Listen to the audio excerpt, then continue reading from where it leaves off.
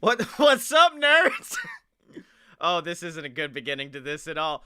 But no, that's a weird energy you're bringing here. We're super depressed. It's a weird energy, but we're gonna bring some light into this world because in light of all of every show getting canceled in independent wrestling, we are having a big-ass 2K19 stream on Saturday. It's going to be from about noon Central Standard Time to whenever the fuck we get done, and it's going to be me versus Blake. It's the battle of the brands, drafted versus drafted, and the whole time we're going to be supporting indie wrestlers. We're going to be telling people, go buy shirts from Warhorse or Danhausen. Just support indie wrestling, and that's what we're going to do this Saturday, live on twitch.tv/AloadofVNs.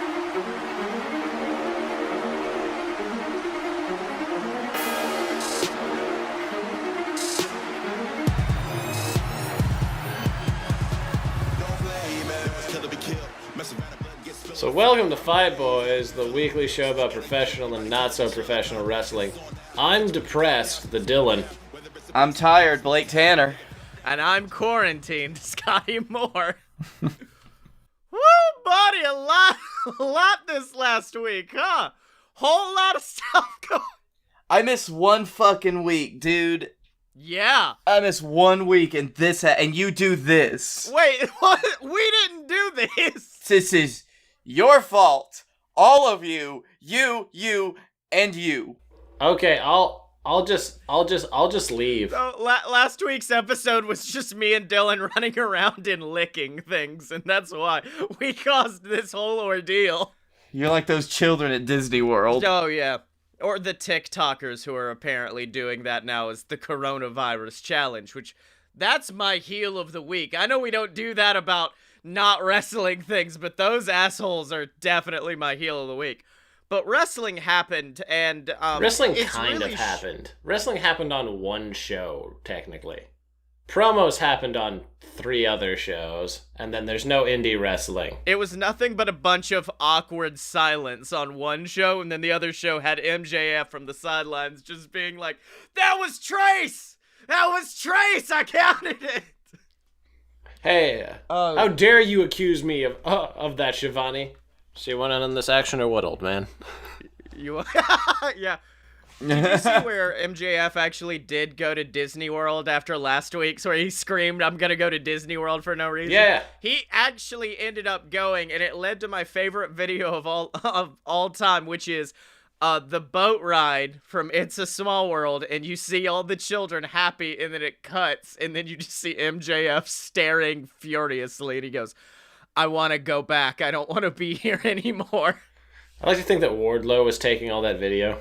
Yeah. It's that's kind of my experience with riding on It's a Small World. It's like, oh, you got to do it for the experience. Here, we'll start chronologically. So SmackDown happened. Not much else to say there, honestly. Really, it did. Raw, The Undertaker is now halfway between the Dead Man and Biker Taker because he was wearing a beanie, but also was shirtless. Well, apparently... I thought you said that The Undertaker was halfway finished with his entrance. No. It was a speed run. Yeah. New record. Must have been like some kind of NES hack. Because he cleared that shit in 30 seconds, walked into the ring, and flipped the table. Yep. Like a fucking child. And then AJ Styles was like, "I ain't fucking going out there. I'm going to sign the title all the way out here.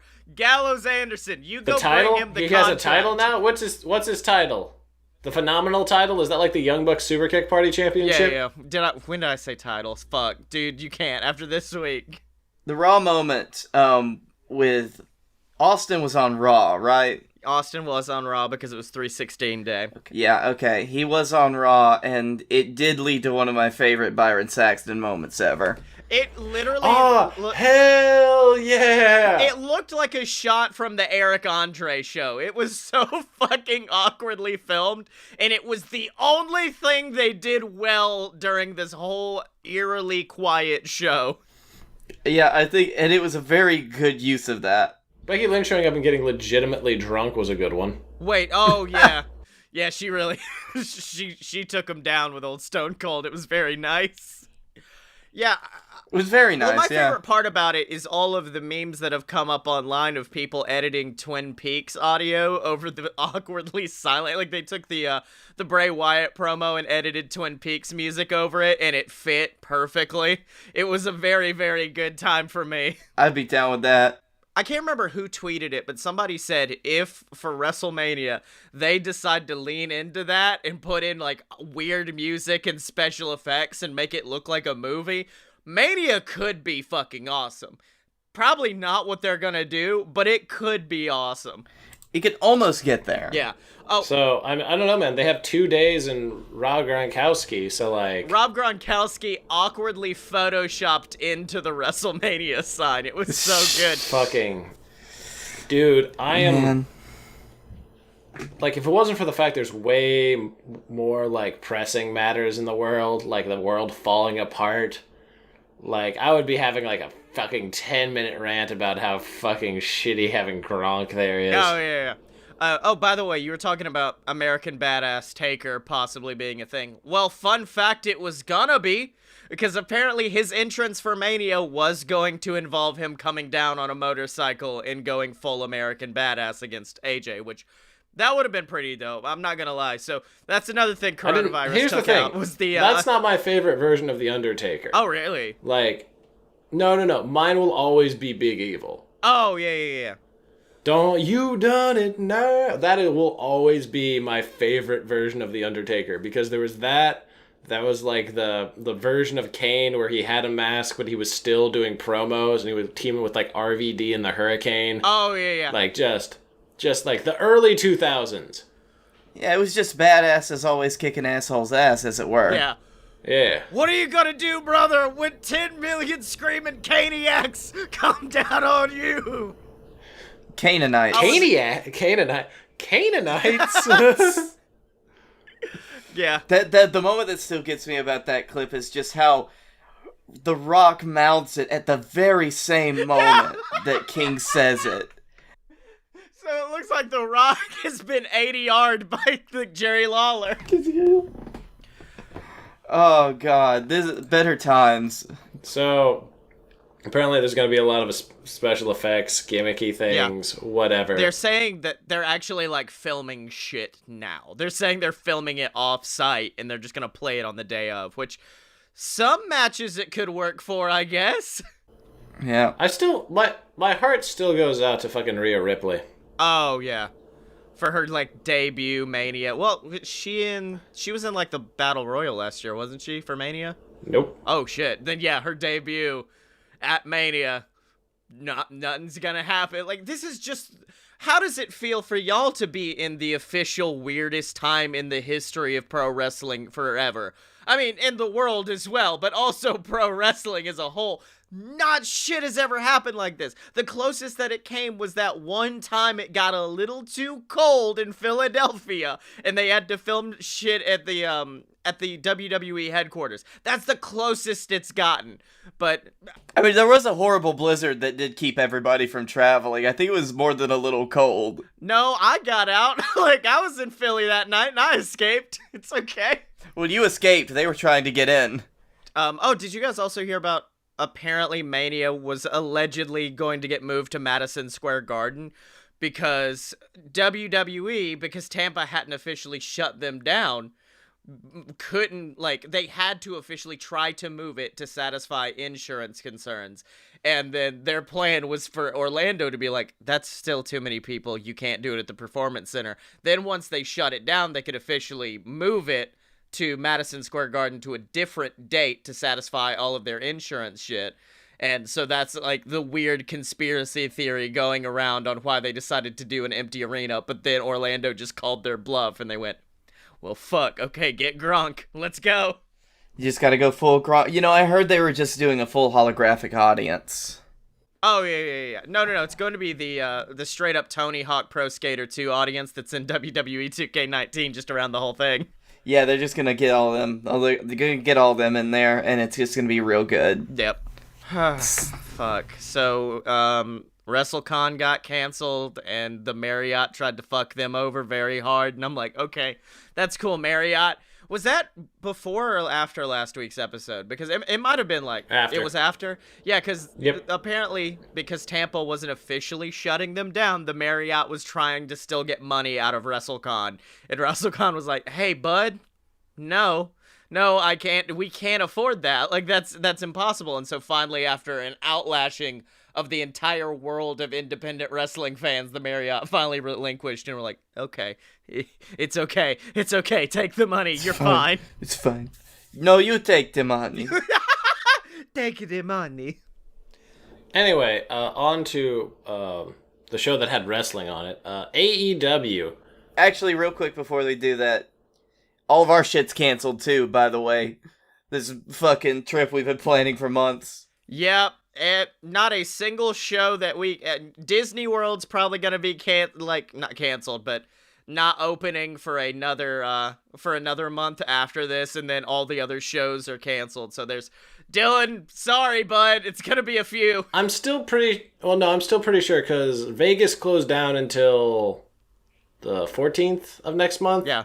And I'm pretty sure if they keep that, because, like, there's a whole lot of economics behind it, but if Vegas opens back up, then everywhere else will be like, okay.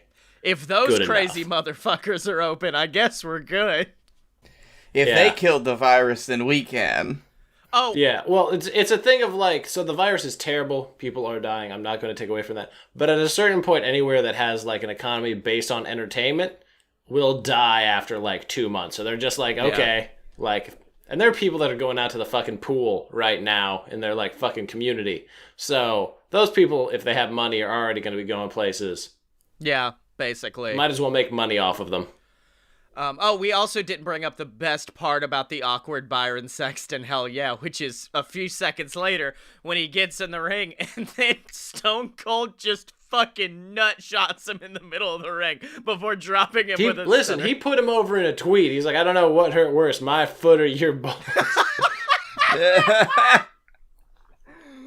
He's trying to put over Byron Saxton as having brass balls, but really how I interpreted that was I kicked you in the dick so hard my foot hurt. Yeah. Oh shit, that's very, very good.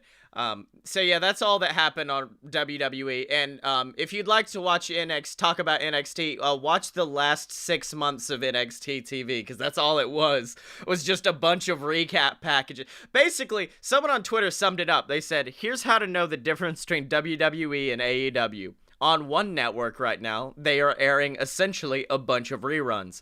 On the other network, you have a family of individuals trying their best. So that really shows the dichotomy.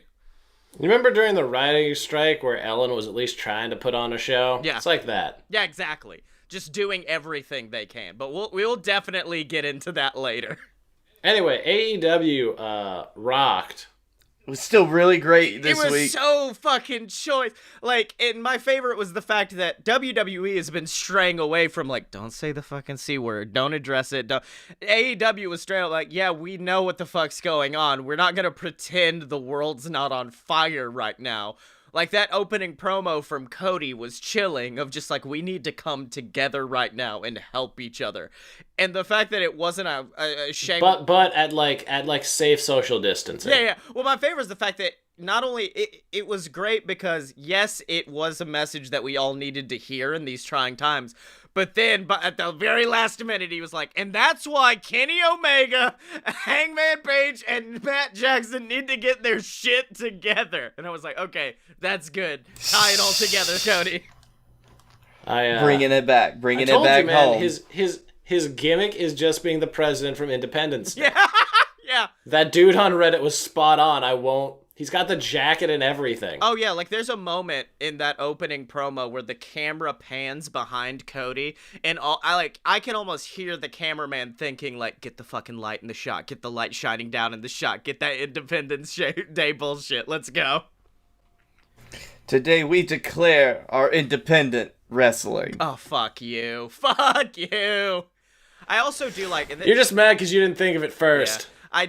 This was very smart, the fact that throughout the whole show, anytime they had to advertise something for the next show, they never said, next week on Dynamite. They just said next episode of Dynamite, just in case something fucks up. They're not false advertising anything. Yep, you could end up like LA, who has now banned meetings of more than 10 people. More than 10? My favorite is meetings of more than 5, because I assume that a family of 6 just all has guns on each other.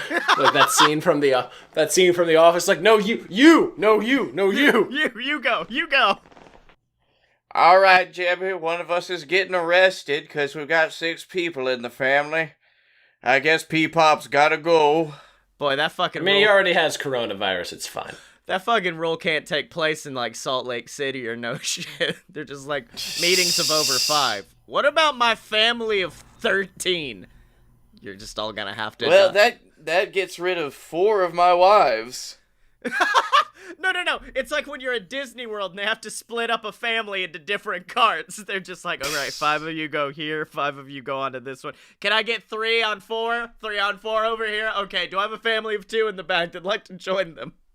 Also, AEW still on point with the bottom third title cards. With the moment it zooms in on Brandy Rhodes and you just see Brandy Rhodes said she would never ring announce ever again. Our opening match is... I hope Justin Roberts is okay. Oh, yeah, he's definitely good. Oh, FMA in the chat does bring up the greatest fit check of all time, which was Hangman Page coming out wearing a Dixie Chicks t-shirt. It was so crisp. He was singing it on Monday on Being the Elite. Oh, really? FMA did also, they did also bring up, fucking... Asuka on commentary, which was fucking sweet. Just scream, Andrade! Andrade! Just screaming her head off. So, the commentary was pretty on point for the WWE shows. I just love the fact that for the first half of SmackDown, it was just like Triple H stabbing Michael Cole in the throat repeatedly. Yeah. Or one time coming back and he's holding the camera, just like, we need all hands on deck, Michael. We got this. It was literally Triple H going out and being like, I gotta make something out of this shit. Let's go. Let's make chicken shit. You know what? He's out there going like, I got X-Pac over. We're fine. Let's get some chicken salad out of this chicken shit, baby. Anyway, AEW, or Dynamite was choice. The opening contest was really good. We got 2 debuts, baby. Now that you've seen it in action, do you agree with me that Brodie Lee is the perfect Exalted one? Yeah. I didn't say, I just said it was going to be difficult to see, and it was, mainly because his ring gear is terrible. Yeah. Oh, no. It's, someone was like, he's wearing that 2003 Chikara bullshit. Okay, all right. Well, on the bright side, that means that, in 2 weeks, it's going to be different. Yeah, I was going to say, AEW is very good about being like, what are they saying about it? Nah, they're right. Yeah, let's fix it. I do like that his robe that he came out in looked similar enough to Matt's gear, like Matt's giant robe that he wears everywhere, that it was enough to... Because let me put it this way, AEW was straight up like, we're about to tease the Matt Hardy thing so hard that people at home are like, it has to physically be Matt Hardy. And then there were ravens in his, opening video. Oh, yeah. Like, the whole time, until that hood came off, everything said, this is gonna be Matt Hardy. And then you see Brodie Lee's face, and I went, oh, fuck yeah. Yeah. And then he gave a great promo. You're not the first out of touch old man to not believe in me. Fuck. That was my entire Twitter feed for a while, was just that quote, and everyone being like, oh, he means Vince. And we're like, yeah, we know, Twitter. We get it. We understand. Between that, the Sister Abigail set up into a discus lariat. Oh, dude, he took that motherfucker's head off. Dude, I know the next match, one of the next matches is going to be the Exalted one, Brodie Lee versus the Fallen Angel, Christopher Daniels. I was like, I see we're retiring Christopher Daniels. There is not going to be any more CD after this. Oh, shit. Okay, just because I don't want to step on anyone's babyface of the week, can we discuss the other debut that happened? No. We can, but the good part. or the part that I don't want to, that I want, not that. I do see what part that you have. Fuck. No, we'll just talk about it later. We'll talk about it later. Patreon.com is something. Well, hold on. We still got more to talk about as far as, like, No, we indie... don't. We got indie shit to talk about. Mostly the fact that Scott Steiner made a full recovery and then cut a... What happened to Scott Steiner? Oh, hold on. Would you like to know? Everybody heard what happened last week. A lot of people came to me and said they were praying for me and gave me my best wishes, and I appreciate that. I tell you what, it happened on Friday night, and I actually do not remember walking to the ring, talking, walking back to the ring, collapsing. I do not remember Friday night. I didn't remember Saturday night, and I was waiting. So he has no fucking idea, and this is where it gets good. And I was sitting in the hospital bed. The doctor came up to me and said the procedure that happened to you. Normally, you only have an 8% chance of winning, of getting out of this bed, of living. I said, Doc, every time I step in the ring, I have 141 and 2/3 chance of winning. What do you think my chances are of jumping out of this bed? So this goes to all my fans in Jasper, Alabama. Big Papa Hot Pump is your hookup. Holla if you hear me. So... I don't fucking know what happened to Scott Steiner, dude. I just know that he came back and immediately started doing Steiner math. I think He had like a heart complication, right? you know. I get probably... It's probably an extended period of time being Scott Steiner. That's all it takes to really do something to a man. I'm pretty sure that does just destroy. Yeah, like it just destroys your heart. You're right. Yeah, yeah, exactly. Also, Will Ospreay with the greatest called bluff in history, because CM Punk did an interview recently where he was like, I mean, I'd come back. It depends on the day. It fluctuates, but given the right deal, the person has to dangle the right fish in front of me. I'd come back probably for a match against Cena, and he lists all these guys, and he goes, and you know, I'd probably go for a match against Will Ospreay. That would be probably fun. At which point, Will Ospreay was like, hey, I don't know if you've heard, but, my Twitter game is on point. January 4th of next year, how about you train up and basically list an entire thing being like, me, you, Wrestle Kingdom, let's make money. And holy shit, yes. That's all I want in life right now is Will Ospreay and CM Punk. It'd just be really awkward to watch Will Ospreay have to carry CM Punk to a good match. I mean... We don't know that he's still... I mean, yeah, probably. All right, cool. Thanks. I'm glad we're both on the page of realism. I mean, Punk's been in... Look, Punk was under that mask a few years back, and he came out and he hit a GTS, and that cleared all the ring rust up. That immediately cured him of ring rust. I feel like the bad dye has gotten to your brain. Oh, yeah, the purple dye? Yeah, I've become great bait. Well, the final thing I do have to talk about is Bret Hart.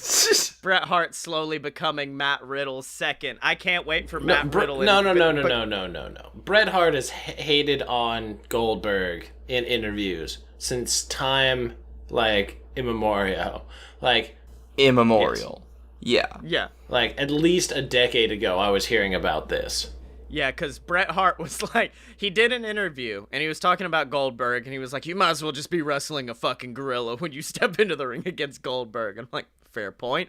Says he doesn't deserve to be... So Ryback. Yeah, he says he doesn't deserve to be a Hall of Famer. Also true. This whole thing.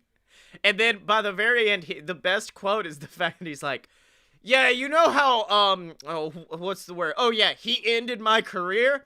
Right before that match, I looked at him and I said, we can go out there and do anything you want. We can do anything. Just don't hurt me.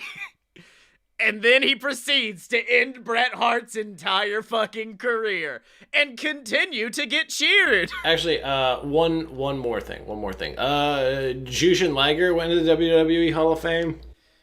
Yeah. And which, like, I don't give a shit about, because as Ryback... Was it Ryback or Scott Steiner? I think it was Scott Steiner pointed out. There's no physical Hall of Fame, so who gives a fuck? This was Steiner. It was Steiner that said this. I fucking love Scott Steiner's anti-WWE. Years ago, they entered. Like, so is there a chance you get a Legends deal? He's like, I consulted the Legends deal with my lawyer, and he said the deal isn't worth the paper that it's printed on. fuck. Do you remember, it was a few years ago, when posted pictures of the Hall of Fame ceremony with a picture of Scott Steiner next to security that says, "Do not let this man in"? Yeah, that's probably accurate at this point. I think he was talking shit about Hogan or something.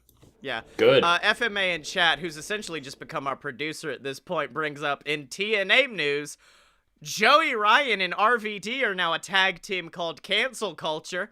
And Joey Ryan is like, you people will never see another D flip as long as I live. And it's all about them no longer being the horny pests they were. And Joey Ryan came out in like a red sweater and khaki pants, and it's so choice.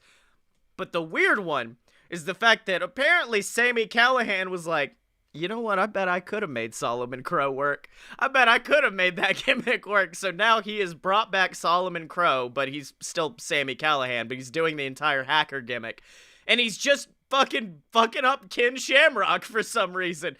I love looking at TNA news because I don't follow it actively enough to follow storylines. So every week I'll just get shit like this where I'm like, wait, what? Wait, what's going on? TNA is buck wild, y'all. Oh, they get there, man. Like, the whole Impact scene is actually pretty fun to watch. Remember that one week where they were just like, yeah, Ali got murdered with a sword? And we were like, wait, what the fuck? What's going on, Impact? That was a fucking good one. Well, boys, usually this is the part of the show where I tell people to go to patreon.com/loadofbs and give us money, but look, this is fucking trying times right now. We can't. I'd much rather give this time to some independent professional wrestlers who need our love right now. So, if you were going to Tampa, if you had that money, give it to your favorite indie wrestlers, whether that be Danhausen, Warhorse, Effie, whoever you want to. Make sure to support them this week, because at the end of the day, we still have gigs here. We still have a way to make money. Me, not so much, but that's fine. But they don't. All their gigs are off. So make sure to support them, make sure to pick up some merch, and make sure to support your local independent wrestlers, because those motherfuckers are the future. That being said, Dylan, who should we tweet this week? It's kind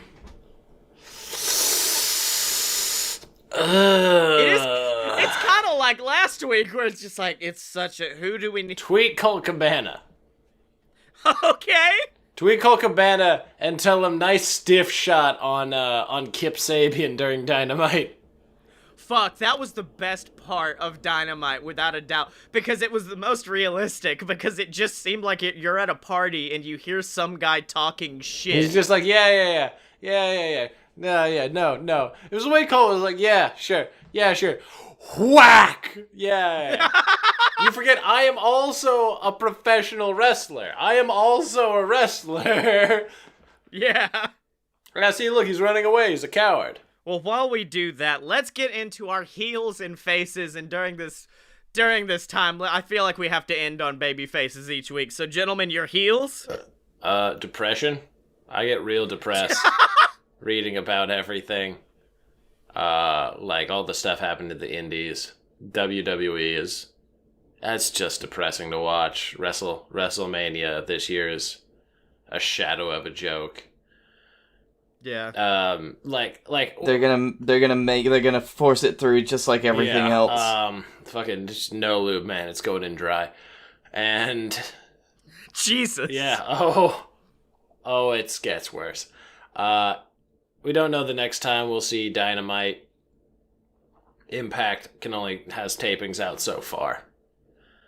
NWA is canceled. Oh, that's right. NWA did get, they canceled all of their upcoming shows. Yep, all the way till June. So I guess just coronavirus is your heel this week. Kind of. I will say, I'm already putting an early nomination for heel of the year to coronavirus. I mean, if the world is still here and we all have enough money to keep doing this show, sure. Yeah. It's... jumping off into mine, the world has ruined wrestling because it has spread this stupid virus through our dumb ape brains and people not washing their hands and still traveling when they shouldn't, and the government's not, taking the appropriate steps quickly enough to keep it contained so it doesn't spread into this epidemic. And then it ruined our wrestling. You know, they came for the bread man, and I said nothing, for I did not like bread. And they came for wrestling, and I said nothing. I thought that was a wrestler I wasn't familiar with, the bread man. They came for the bread man. They destroyed him. Yeah, it's the Hammerman's new persona. It's Billy Breadman Gunn. I'm a bread man. Pew pew. He formed a tag team with the Muffin Man back in the day. Yeah, it's real cool. I love to toast him. I love to cut him. Love to squish him. I'm gonna get him, 'cause I'm a bread man. All right, so, wait, is that... Boy, this week's episode's just gonna be called, like, Grim Boys, because it's just us being like, you've got me with, like, in denial on this side. Like, it's okay, guys! It's only gonna be for, like, a month, right? We're all good! Meanwhile, you've got Blake, who's just like, how much bourbon do I have left? Fuck, I'll try to make it. And then you just got Dylan, who's finally reached stage 5 acceptance on one end, is like, fuck, whatever. Oh, I am, like, having to ration my alcohol. Oh, yeah. I'm good for right now, so I'm happy. I guess that's... I mean, they declared a state of emergency in our county today where all non-essential businesses were ordered to close, and I was so happy that I decided to go and get 3 bottles of vape juice today. Oh, you edgy boy. Well, my heel of the week actually does go hand in hand with my baby face, so if you guys don't mind, I will just segue us into that one. My heel of the week is NXT. Because, you know, everyone likes to talk about NXT. That's the passion brand. That's the one where they like to work and they like to put on shows and they like to perform. And I understand at the end of the day, the wrestlers weren't the one to make the call to not do a live show. But at the end of the day, having a show that was literally like, the first 30 minutes was nothing but a recap of Johnny Gargano versus Tommaso Ciampa, which doesn't need a fucking recap. Like, that is the most storied history. Like, that's straight up being like, oh, you need the synopsis to the Titanic? Because it's just the fucking boat sinks. Like, you know it already. You don't need a synopsis for this. So that was that, and then the rest of the show was just interviews and no matches, and there was no passion in it. There was no... And I understand, it's very easy, as we've displayed, in these trying times, to have no passion. It's very easy to feel deflated, but you can't. You gotta come together. You gotta put on a show. That's your job. Like, the day after 9/11, Vince was like, fucking SmackDown is going on as planned. I don't care. We're bringing the energy and we're bringing the joy that the people need right now. And NXT did not deliver on that. And unfortunately, that is why they are the heel of the week. Unlike NXT did a hold okay. on. NXT did a clip show. Think about that. NXT did a full-on clip show. Unlike my baby face of the week, which is AEW Dynamite, a show that didn't... Okay, at the end of the day, it did not feel like a normal show. There's no way for a show to feel like a normal show at this point. But it felt like a family coming together and trying their best, like I said earlier. Like, the most genius thing they did, in my opinion, was have, like... have SCU, Colt Cabana, MJF, and like all of the heels. Oh yeah, Sammy Guevara at ringside just singing Judas. That was the best part of it because it still gave it energy, like throughout the whole show.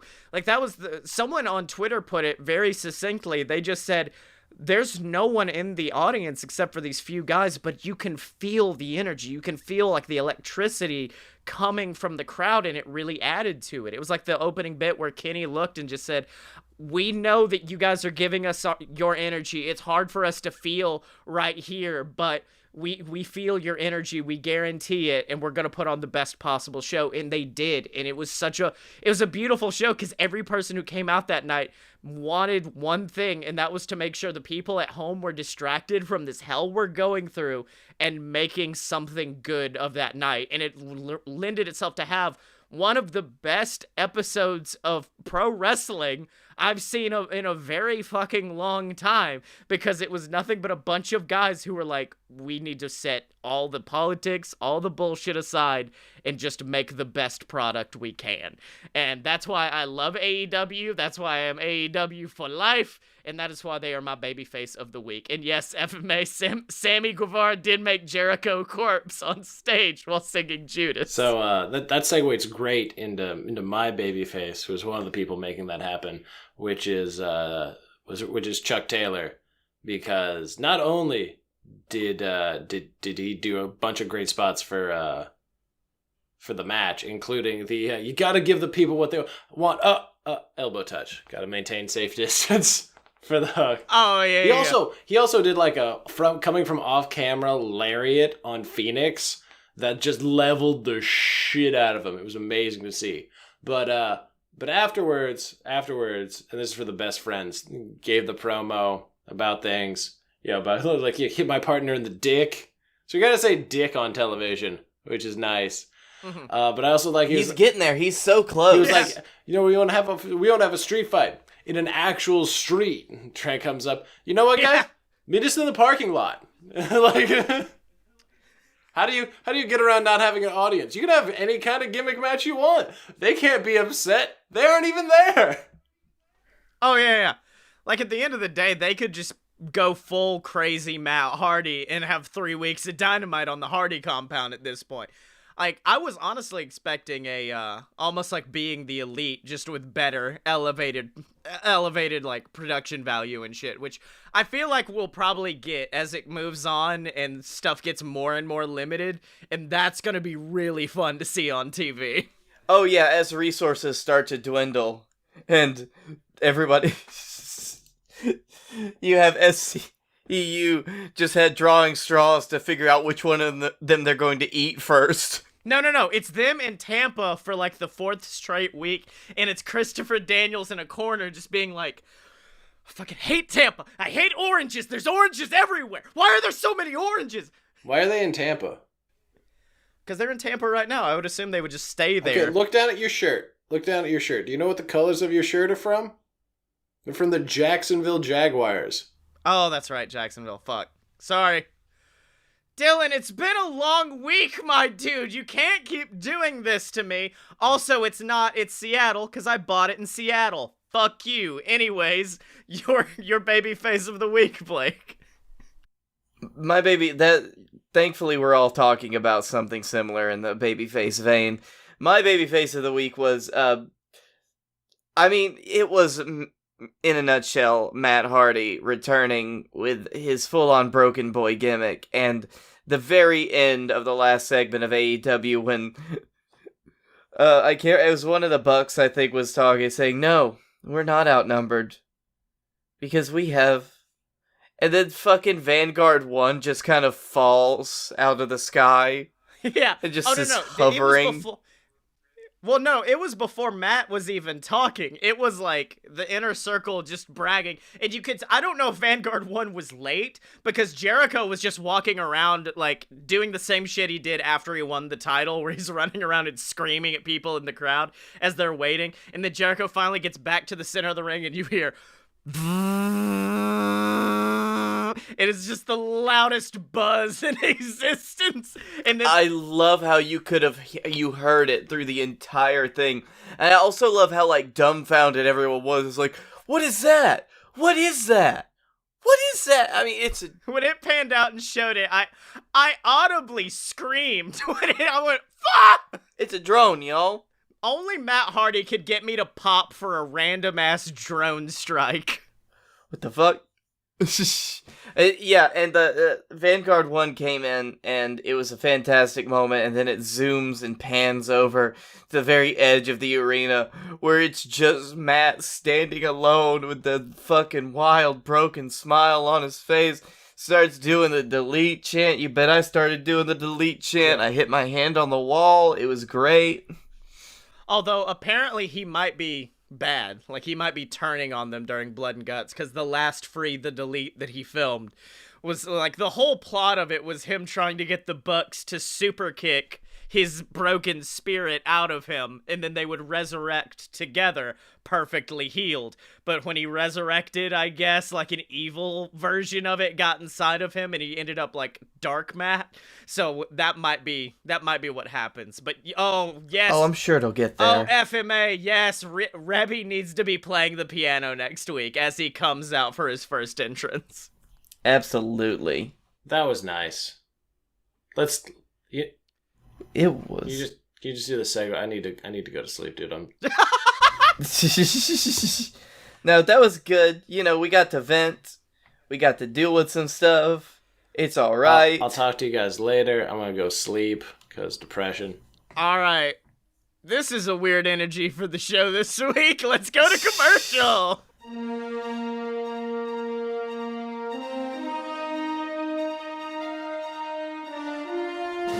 The year was 1969. The U.S. was in a race to the moon against the USSR. What they didn't expect, however, was to find their real enemies not waiting in Russia, but instead on the very moon they were aiming for. 50 years later, and our world is still at siege from enemies beyond our stars. And that's where the Space Marines come into play, and let me tell you something, I'm one of the best. The name's Dane Armstrong, the world's greatest Space Marine, and the man who's come to save your asses. Not really. Join the BS Network as they head straight into the stars for Deviant, an audio drama featuring action, adventure, space piracy, and karaoke? Whoa, we're halfway there. Whoa! Hop aboard and fly with us into the stars every other Sunday on this Deviant. Living on a prayer. Well, boys, we've talked WWE, we've talked AEW, and we have slogged our way through the field of depression that is reality right now. But there's one place where happiness never ends, where there's joy around every corner, and it is the JWF. So why don't we turn things over to Captain Tibbs and Silver Spoon for another episode of JWF Monday Night War.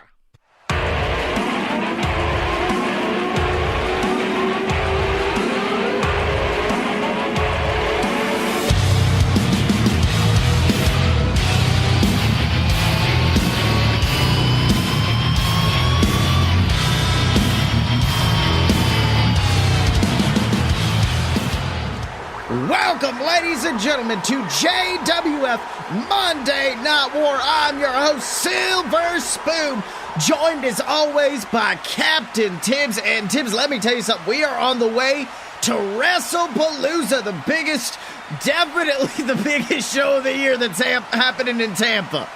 That's right, Sills. I don't know why everybody else is pulling out, but it means I get to pull in all their money.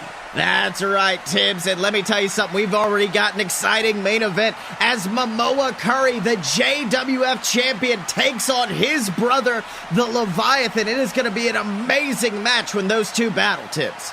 Exactly, Sills. Some would say it harkens the end of the world. That's right, but then there may be something else. I mean, let's not forget last week, the debut of the War Wizards. Two men that we honestly thought were gone straight from JXT. There were some standouts down in JXT. We thought we'd never see them again, but they came out last week, and it seems like they have their eyes set on the JWF Tag Team Champions, the Wild-Eyed Southern Boys. Well, we're going to need somebody to take them on. Wild-Eyed Southern Boys have just completely destroyed our tag team division as we know it, which was very strong until just this year. That's right, Tibbs. And now, well, wait a minute, Tibbs. That's the music of Felix Ball. I'm looking at our sheet. Felix Ball was not scheduled to come out. What in the world's he doing? As a matter of fact, I had banned him from the premises after what happened last week, Sills. Oh, God damn it. All right, well, let's hear what Felix has to say. Despite everything that's happened in these past few months, Captain Tibbs, well, he still refuses to give me what I want.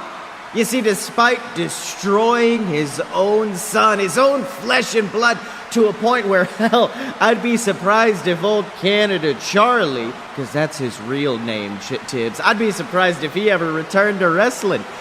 And despite claiming the Captain's Championship, a title that he created, hell, Captain is in the name, and despite defeating the Hammerman, one of his big favorites, Captain Tibbs is still treating me like I'm some kind of joke.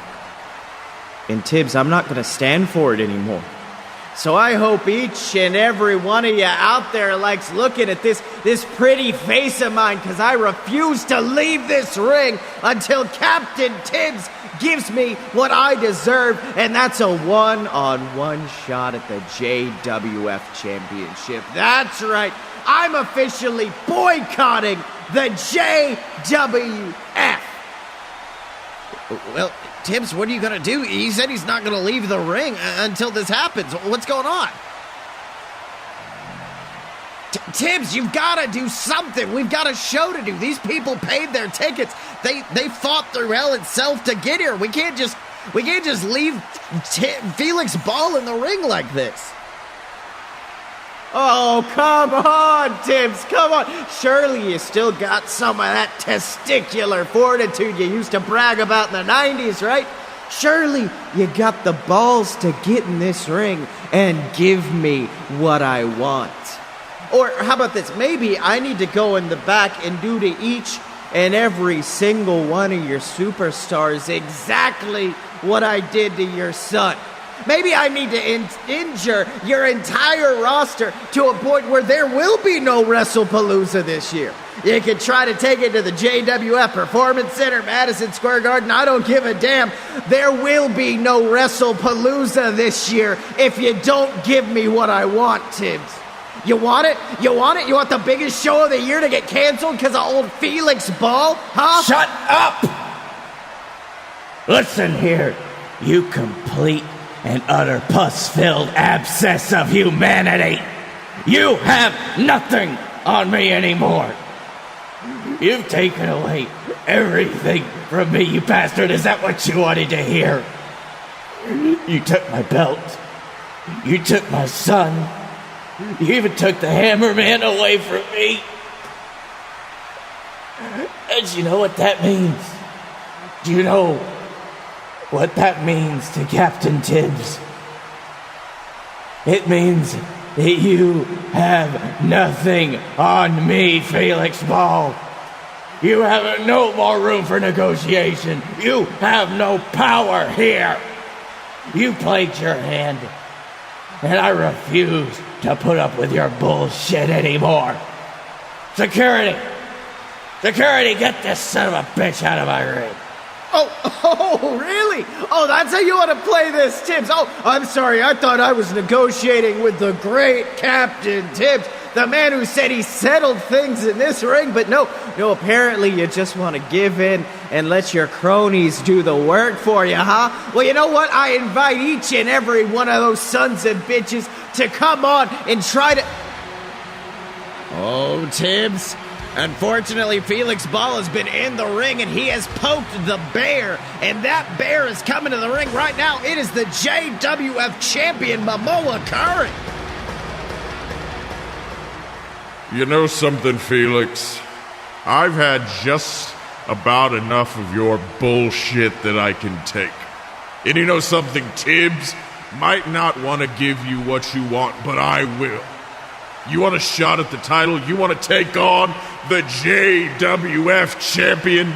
Then you got it. Just so I can get in that ring and kick your ass 6 ways to Sunday. You see, Tibbs might be trying to ignore you, but I've seen everything you've done to that man, my friend, and I refuse to let it continue.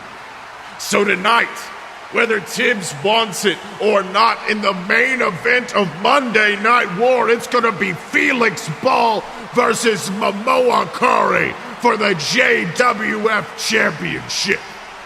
You wanted a fight, Ball? Well, you got one, motherfucker! Tibbs, are you gonna argue with him? Because I don't think I'm gonna argue with him over this. No, I'm just gonna let him do it, Sills. It's his prerogative as champion. Well, I mean, let me tell you something. I don't know if this is the smartest move for Momoa Curry coming on. I mean, he has said it in the past. He is the only man who could possibly walk into Wrestlepalooza and defend that title successfully against the man known as the Leviathan. And to put his title reign in jeopardy like this, it's ridiculous, Tibbs. No, it's not ridiculous. It's someone standing up for a friend, Sills. Well, I gotta agree with you there. And speaking of some men standing up for what they believe in, standing up for their company, let's talk about last week where the War Wizards, men who we never thought we'd see in this company again, came back to the JWF to defend it against the men known as the Wild-Eyed Southern Boys. And let me tell you something, Tibbs. I think when these four get into a ring, it is going to be an absolutely explosive battle. Oh, Sills, of course. When you think about the War Wizards, new to our company, of course, but very decorated stars in their own right. Giants of JXT, of course, using their own profound magical influence with their magical thinking. I think that they could really put something against the Wild-Eyed Southern Boys that they've never seen.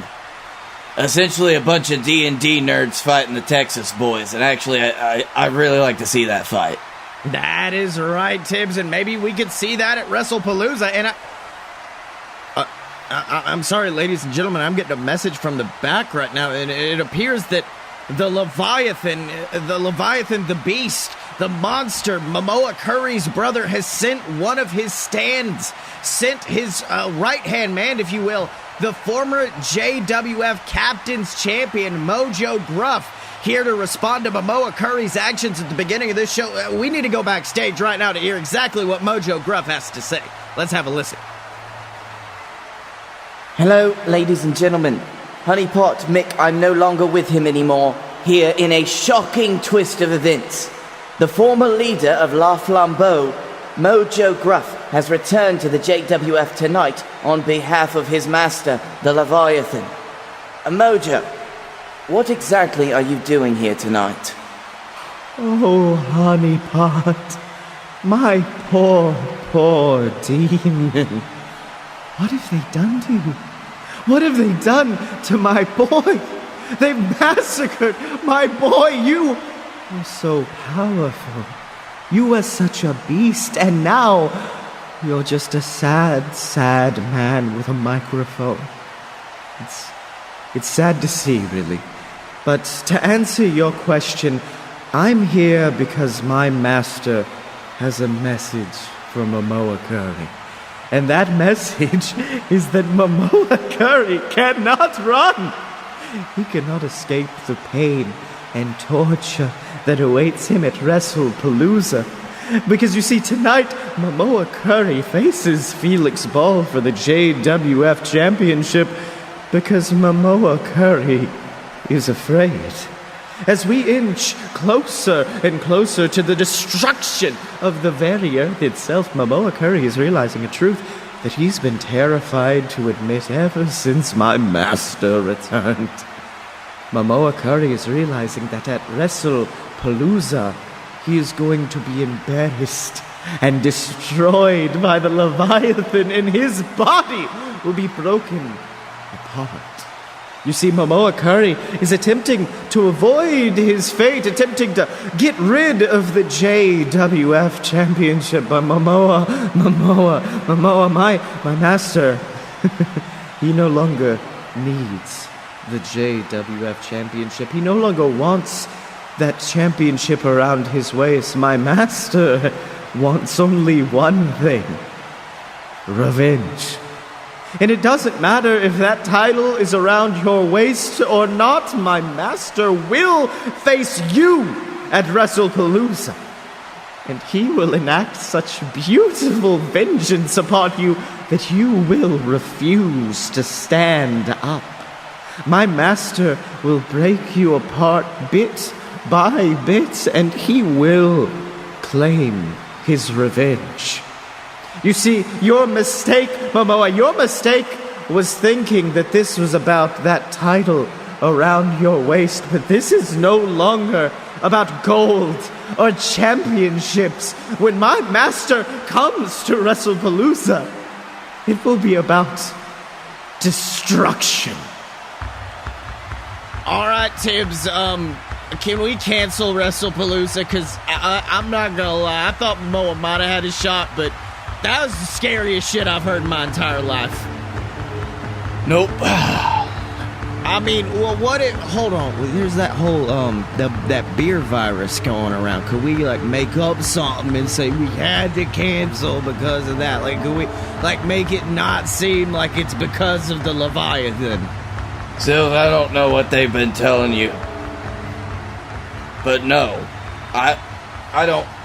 Listen, we are so financially dependent on this fucking show, Sills.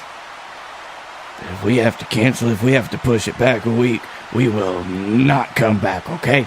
I'm just telling you that. Brother to brother, commentary to commentary.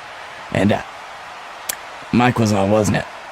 Yeah, Tibbs, the mic, that was a live mic. That was a hot mic as we... Well, Tibbs, why don't we now move on to the main event of the evening? I mean, let's be honest. He said Momoa Curry, Mojo Gruffy said Momoa Curry did this almost like a hot potato, trying to get the title off of him to give it to Felix Ball. But I'll be honest, I don't see Momoa Curry ever thinking of giving Felix Ball the easy way out.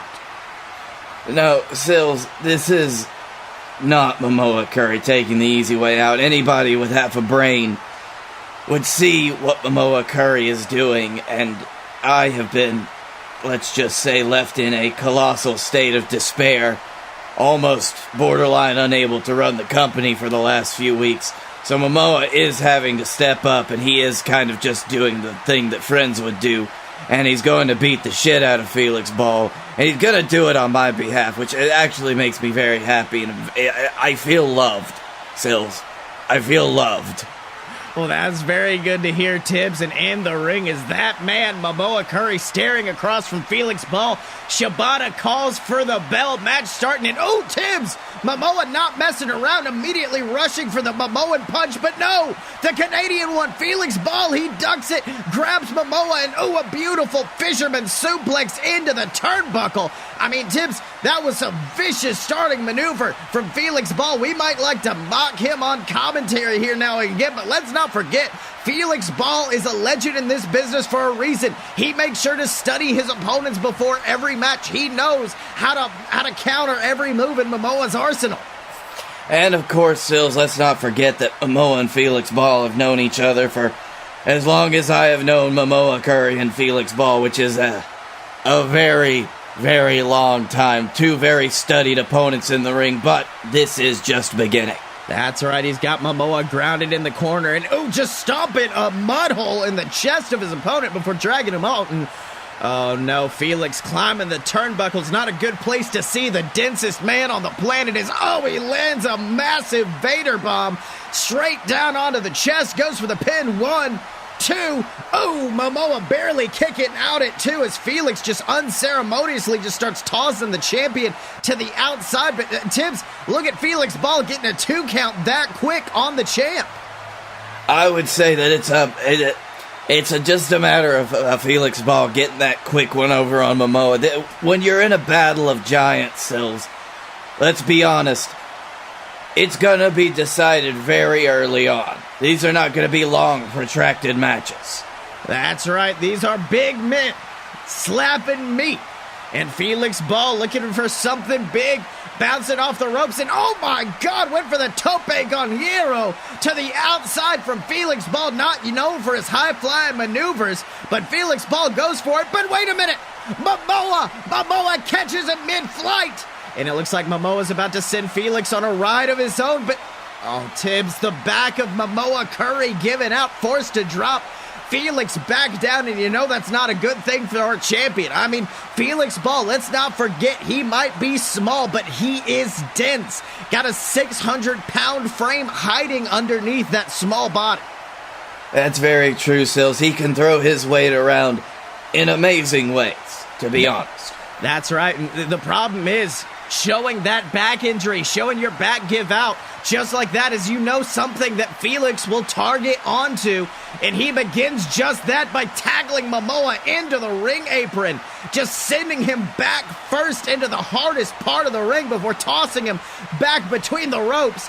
Things don't seem to be looking good for Momoa. Felix locking him in the Canadian Crab. That horrible maneuver just ripping apart the back muscles, the tendons, the tissue of the champion, desperately crawling for the ropes as Momoa Curry, Tibbs.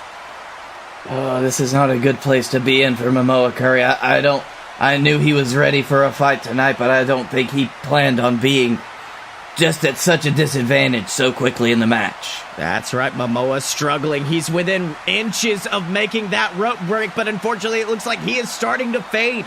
The life fading away from his eyes. Momoa Curry fading away to Felix Ball's Canadian Crab, but wait a minute!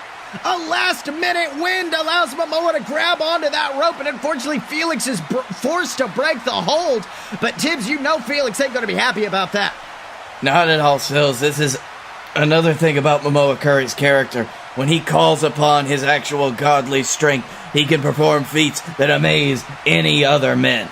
That's right, but unfortunately Felix quickly takes him to the center of the ring, just dragging that limp body, and locks in the camel clutch. Which, let me tell you something, the Canadian Crab is powerful, but that camel clutch has the entire weight, that 600-pound frame of Felix Ball just resting on the lower back of Momoa. You can see how well he is zeroed in on that back, but oh, wait a minute, Tibbs. Look at Momoa Curry. Momoa Curry with the strength, getting his feet underneath him, picking up Felix Ball on his back, and delivers a backpack stunner, sending Felix in the air, Tibbs. And I think Momoa Curry's starting to feel it. Oh, he's definitely got it, Sills. He's getting that wind in him. He's getting the air, the life of the sea. That's right, bouncing off the ropes, and finally delivers that massive Momoan punch, just decking the Canadian one in the face. But Momoa Curry is not done. He knows he's got to give a little bit more, back it up to the corner, signaling for the Fisherman's Spear. It could be all over in just a few seconds as Felix makes his way back to his feet, but no! Before Momoa can nail the spear, Felix sends him into the turnbuckle. The shoulder of Momoa now injured as Felix goes for the roll-up. 1, 2, and Momoa barely kicking out in 2.5, but unfortunately Felix has immediately turned it back into the Canadian Crab, and Tibbs, they are in the center of the ring. There's nowhere for Momoa Curry to go. Oh, Sills, this isn't looking good for the champ, but there's no way. There's just absolutely no way. Oh my God, Tibbs, it's the Dylan! The second-hand man to Scottye Moore, Mr. Cash in the bag, rushing the ring, leveling Felix Ball with an upper dicker. Dylan quickly disposing of Felix before picking up Momoa, grabbing the broken body of the champion and delivering some total destruction to the god of the JWF. Tibbs, this is not a good place for the champion right now. No, it's not, Sills. This is a perfect moment for Scottye Moore to cash in. That's right, Momoa's back is broken, shattered into pieces, and there it is, the music. The music of Scottye Moore, the former leader of the Dynasty, coming down to the ring, going to take advantage of the Dylan's hard work. Oh, but wait a minute, Tibbs. He is smirking, congratulating Dylan, taking his time. This is the ego of Scottye Moore coming into play. Oh, but he's got that briefcase with him. Oh, Sills, I don't like this. This is not good. This could spell doom for everyone. Let's not forget, last week Scottye Moore said that Dylan would be the key to walking into Wrestlepalooza with the title, and it seems to be paying off this week, handing Dylan the briefcase. But, oh my God! The Dylan just clocked Scottye over the skull with that briefcase. What in the world is the Dylan thinking? I don't know, Sills. He just took it out of his hands and smashed him over the head with it. This is the Dylan. This is someone who's been so close to Scottye Moore that he's even edged out Blake Tanner as his best friend. They've edged him out of the Dynasty more than anything. And Tibbs, it's like an entirely new animal in this ring we're looking at. The Dylan's entire body language has changed, screaming down at Scottye Moore. Let me tell you something, the Dylan seemed a little bit different ever since joining the Dynasty, but this is the Dylan we've seen in the past. This is the multiple-time Captain's Champion, JWF Champion. And now he's picked up Mr. Cash in the bag, and oh my God, just delivers a massive upper dicker to Scottye Moore. Tibbs, Scottye has been broken, Momoa Curry is in pieces, and the Dylan is standing tall. What in the hell is going on? This is not how I expected my day to go at all, Silves. Well, Tibbs, it looks like Scottye Moore may have made the wrong decision back at expiration date. He said it was either Blake Tanner or the Dylan, and he chose the Dylan. But I'm sure he is not regretting that decision right now, Tibbs. Absolutely, Sills. You gotta wonder, was this the Dylan's game from the start? Was this what he'd been planning all along? Or was this just a moment? Was this an opportunity that the Dylan saw to finally take his place above Scottye Moore and to show who's really the top dog in the dynasty?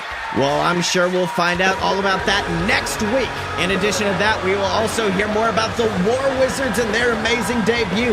We will hear more from Momoa Curry after this vicious assault, this vicious main event. It is going to be an absolutely not missed episode of JWF Monday Night War, and we will see you next time on JWF Monday Night War.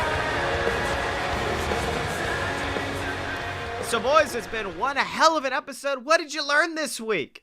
I learned that the difference between an empty arena and a bad show and an empty arena and a good show is the passion of people inside the ring. And the 8 people on the outside. Yeah, and if the eight people on the outside is very important because their reactions help a lot. And if MJF is betting on the matches at ringside. I learned that I'm very tired. And I learned that I hope this shit is over soon because we need the world back. We need the world back. We need some sort of normalcy. But if you want to pretend there's some normalcy in the world, come hang out with me and Blake this Saturday on twitch.tv/loadofbs. We're going to be hanging out playing WWE 2K19 all day. It's me versus Blake to see who could book the best wrestling show. And the whole time we're going to be helping out independent wrestlers, showing different links for different places where you can either buy merch for them or donate for them. It's going to mean the world for you guys to come out and help us support independent wrestling this Saturday on twitch.tv/loadofbs at 12 Central Standard Time. Until then, though, Blake, where can people find you on the internet? You can find me at Blake A. Tanner on the Twitter. You can find me at the Darkroom Video on YouTube. And you can find me here on the BS Network doing the thing that Scottye just said we're going to be doing this weekend. And on all the fine podcasts like this one, Fight Boys, like A Load of BS, like Deviant, the audio drama that is released weekly. Bi-weekly. Don't put that shit on me. Bi-weekly. Bi-furious. You can find me in my bed after this, staring into the middle distance. And you can find me on Twitter at ScottyMo, SCOTTYEMO. You can buy all of my books on Amazon, and you can check out all those shows that Blake mentioned on Twitter at www. And you can find all of those shows, Blake. And you can find all those shows that Blake just mentioned on www.aloadofpurebs.com. God, I can't talk today. He got it. Well, when you've heard it 80 times.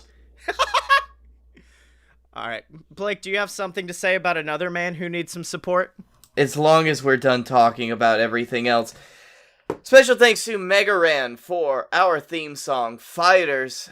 Like every other entertainer, especially the ones we've mentioned in this episode, Mega Ran is hurting. If you want to go support Mega Ran, go buy his music. Just go listen to some of his stuff, and if the spirit so moves you, support him in any way you can. Because he's a friend of the show, and we want to see him happy just as much as we want to be happy again. Jesus Christ. And remember, to support Warhorse, to support David Starr, Matthew Justice, all your favorite independent wrestlers, give them your cash. And as always, you can find us at loadofpurebs.com. Step up to the merch table at merch.loadofpurebs.com. Find us on Facebook, donate to the Patreon, subscribe on YouTube. And remember to follow us on Twitter at Fight Boy Show Colt Cabana, because when you're a fight boy, you're a fight boy for life.